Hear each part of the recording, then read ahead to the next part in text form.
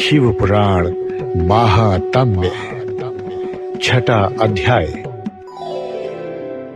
शिव पुराण के श्रवण की विधि। शौनक जी कहते हैं, महाप्राज्ञ सूत जी, आप धन्य एवं शिव भक्तों में श्रेष्ठ हैं। हम पर कृपा कर हमें कल्याण में शिव पुराण के श्रवण की विधि बताइए, जिससे सभी श्रोताओं को संपूर्ण उत्तम फल की प्राप्ति हो। सूत जी ने कहा, मुने शौनक, तुम्हें संपूर्ण फल की प्राप्ति के लिए मैं शिव पुराण की विधि सविस्तार बताता हूं। सर्वप्रथम किसी ज्योतिषी को बुलाकर दान से संतुष्ट कर उससे कथा का शुभ मुहूर्त निकलवाना चाहिए और उसकी सूचना का संदेश सभी लोगों तक पहुंचाना चाहिए कि हमारे यहाँ शिव पुराण की कथा होने वाली है।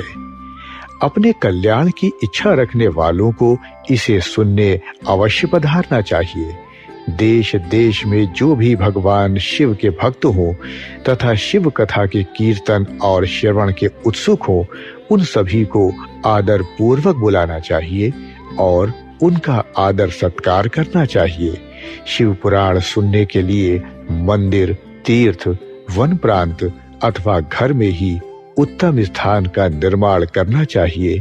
केले के खंभों से सुशोभित कथा मंडप तैयार कराएं, उसे सब ओर फल, पुष्प, सुंदर चंदोवे से अलंकृत करना चाहिए। चारों कोनों पर ध्वज लगाकर उसे विभिन्न सामग्री से सुशोभित करें। भगवान शंकर के लिए भक्ति पूर्वक दिव्य आसन का निर्माण करना चाहिए तथा कथा वाचक के लिए भी दिव्य आसन का निर्माण करना चाहिए। नियम पूर्वक कथा सुनने वालों के लिए भी सुयोग्य आसन की व्यवस्था करें तथा अन्य लोगों के बैठने की भी व्यवस्था करें। कथा वाचने वाले विद्वान के प्रति कभी बुरी भावना न रखें। संसार में जन्म तथा गुणों के कारण बहुत से गुरु होते हैं, परंतु उन सब में पुराणों का ज्ञाता ही परम गुरु माना जाता है। पुराण वेता पवित्र, शांत, साधु, ईर्ष्या पर विजय प्राप्त करने वाला और दयालु होना चाहिए। ऐसे गुणी मनुष्य को इस पुण्यमयी कथा को बांचना चाहिए। सूर्योदय से 3:30 पहर तक इसे बांचने का उपयुक्त समय है।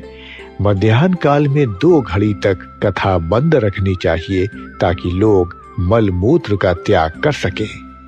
जिस दिन कथा शुरू हो रही है उससे 1 दिन पहले व्रत ग्रहण करें। कथा के दिनों में प्रातः काल का नित्य कर्म संक्षेप में कर लेना चाहिए। वक्ता के पास उसकी सहायता हेतु एक विद्वान व्यक्ति को बैठाना चाहिए, जो कि सब प्रकार के संशयों को दूर कर लोगों को समझाने में कुशल हो। कथा में आने वाले विघ्नों को दूर करने के लिए सर्वप्रथम गणेश जी का पूजन करना चाहिए। भगवान शिव व शिव पुराण की भक्ति भाव से पूजा करें। तत्पश्चात श्रोता तन मन से शुद्ध होकर आदर पूर्वक शिव पुराण की कथा सुने।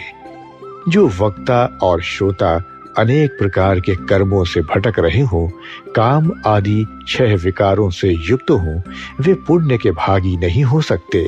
जो मनुष्य अपनी सभी चिंताओं को भूलकर कथा में मन लगाते हैं, उन शुद्ध बुद्धि मनुष्यों को उत्तम फल की प्राप्ति होती है।